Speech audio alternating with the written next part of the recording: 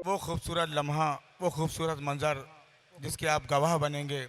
सबसे कबल हिंदुस्तान की वो कवित्री, वो शायरा, बैनुल-अक़वामी शोहरत याफ्ता, जिन्होंने आँख नहीं होते हुए पूरी दुनिया को देखा, अपनी मन की आँखों से डॉक्टरेट की उपाधि ली, पीएचडी की और अपनी प्रोफेसर की नौकरी छोड़कर, शायरी को छोड़कर गुज़िस्ता 15 सालों से निःशक्त जनों की सेवा में लग गई। और उनका जुनून था, बहुत बड़े बड़े स्कूल दो तामीर किए, बहुत बड़ी बिल्डिंग आगरा में तामीर की, आज पूरी हिंदुस्तान के बहुत बड़े स्कूल में शुमार होता है वो।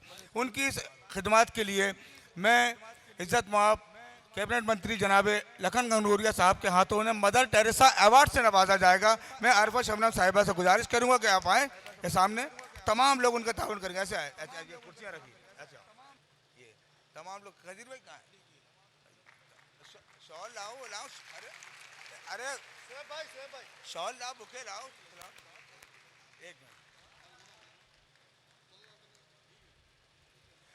हाजरीन, ये दरअसल ये आरफा शबनम को अवार्ड नहीं दिया जा रहा है, बल्कि तमाम उन लोगों को अवार्ड दिया जा रहा है जो ऐसी इंसानी खिदमत को अंजाम देते हैं। तमाम उन लोगों को अवार्ड दिया ये देखिए, हमारे दरमियान विधायक जनाब विनय सक्सेना साहब भी तशरीफ आवरी हो चुकी है, तशरीफ लाए, पुरजोर तालियों से उनका भी इस्तकबाल करें।